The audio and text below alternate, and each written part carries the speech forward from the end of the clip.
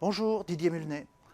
Nous avions vu les métacompétences en termes de changement. Nous allons nous poser maintenant la question de savoir quelles sont ces métacompétences individuelles et collectives, pas l'une ou l'autre, mais les deux. Si nous revenons à l'ensemble du schéma des métacompétences, les métacompétences individuelles ou collectives nous amènent à nous poser des questions sur l'articulation entre ces deux niveaux. Les compétences psychosociales, voire les compétences interculturelles, les niveaux de compétences collectives ou individuelles. La question se pose de savoir si nous vivons dans un monde de coopération ou dans un monde de compétition. Et effectivement, je rappelle que tout cet ensemble de métacompétences n'a de sens que dans sa globalité.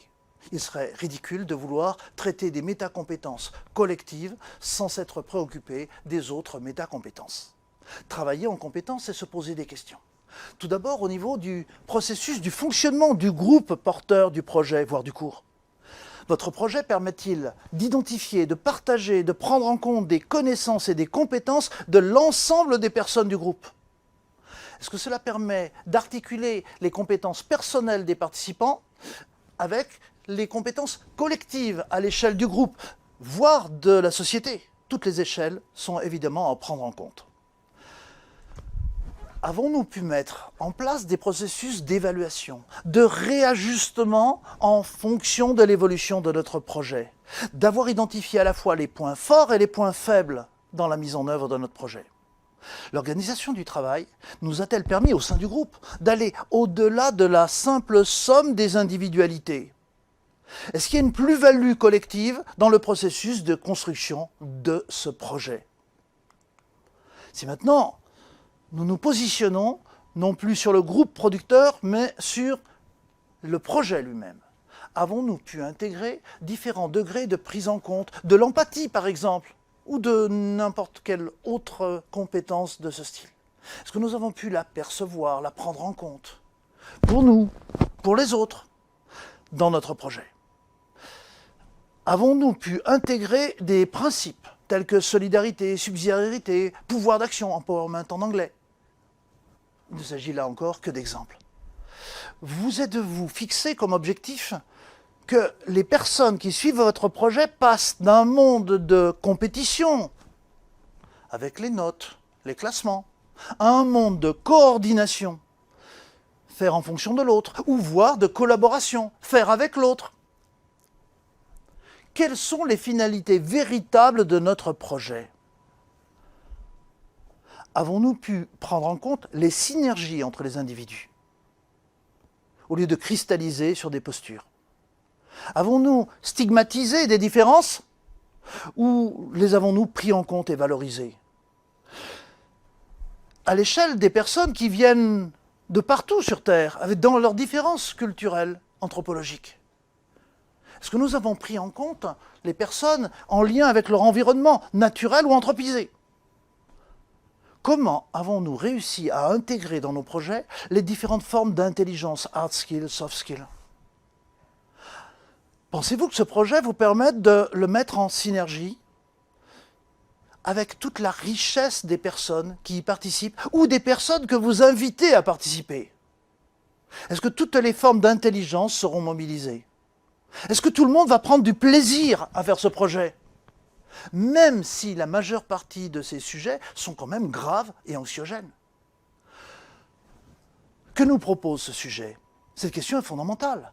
Nous limitons-nous à simplement informer, donner une information brute, sensibiliser, c'est-à-dire mobiliser un certain nombre d'émotions pour que le message passe, former, c'est-à-dire former en compétences notamment, enseigner, ce qui est très différent de éduquer.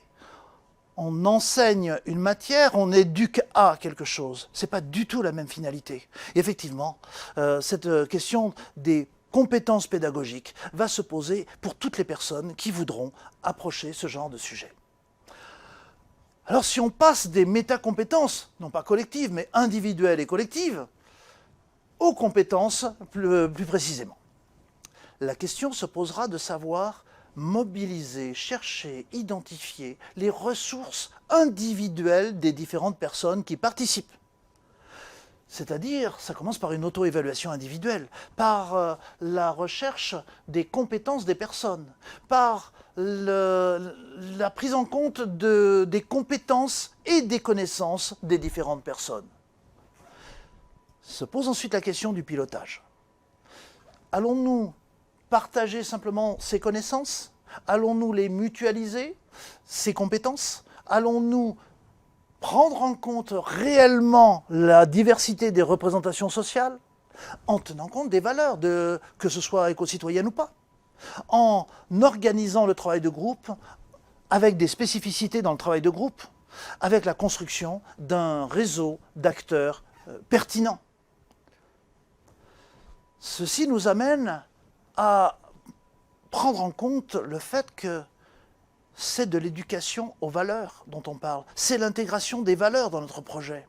Quels sont les principes qui sont sous-tendus? Est-ce que c'est de la précaution, de la participation, de la subsidiarité? Est-ce que c'est de la solidarité? Et si je prends la question des valeurs, suis-je dans notre projet en compétition, en coordination, coopération, en collaboration, en mutualisation, jusqu'à de la solidarité? Tout ceci fait que j'ai effectivement besoin de développer des compétences en termes d'ouverture d'esprit. Les compétences pédagogiques, c'est effectivement celles qui consistent à enseigner ou former, c'est pas la même chose, nous l'avons vu. À informer, sensibiliser, éduquer, c'est encore autre chose. Mais n'oublions pas qu'en raison des urgences liées à l'Anthropocène, faire de l'éducation faible en s'adaptant à des situations, ou faire de l'éducation forte, proactive, en anticipant, et avec une véritable efficacité, c'est pas du tout la même chose. Et ça va changer à la fois les outils et les objectifs de formation. Alors bien sûr, on a des champs assez classiques dans ces compétences individuelles et collectives. Celles des compétences psychosociales, c'est-à-dire à la fois savoir résoudre des problèmes, mais savoir prendre des décisions. Savoir se faire comprendre, mais être habile dans ses relations avec les autres. Avoir une pensée créative, mais avoir une pensée critique. C'est aussi se connaître soi-même. C'est aussi faire preuve d'empathie et d'autres compétences de ce style. C'est aussi savoir gérer son stress, mais aussi savoir gérer ses émotions. Et ceci nécessite de développer différentes formes d'intelligence. Des intelligences multiples, des intelligences émotionnelles, mais aussi de l'intelligence collective, ce qui est différent. C'est aussi, à une échelle plus globale, développer tous les principes d'une organisation apprenante, de la coopération et du management, des nouvelles formes de management. Et évidemment, de prendre en compte l'intelligence et les compétences du numérique, dans ses effets aussi bien positifs que négatifs. Alors pour synthétiser, ces métacompétences individuelles et collectives, c'est surtout ce qui va nous permettre de passer, comme précédemment pour les métacompétences en termes de changement, de la créativité à l'innovation, en respectant le champ des possibles, mais en passant du discours à l'action. Sans ces compétences en termes de changement individuel ou collectif, le système s'écroule. Alors il s'agit, comme on l'a dit déjà précédemment, il s'agit de métacompétences individuelles ou collectives qui sont réparties, nous l'avons mis dans ce modèle en 6 compétences principales, mais il y en a d'autres, la liste n'est pas exhaustive, que nous avons décomposées effectivement en critères, puis, je vous le rappelle, en indicateurs. C'est donc bien une macro-compétence constituée de plusieurs compétences, mais c'est aussi une méta-compétence, car quand on a appris à développer ces compétences individuelles ou collectives, cela impacte automatiquement toutes les autres compétences. Merci de votre attention. Si vous voulez retrouver cette vidéo, elle est sur la chaîne du Réunifed. Vous aurez d'autres types de ressources en complément. Des exemples pour illustrer et comprendre, ou pour aller plus loin en explicitant certains points avec des références bibliographiques. Au revoir, à la prochaine vidéo.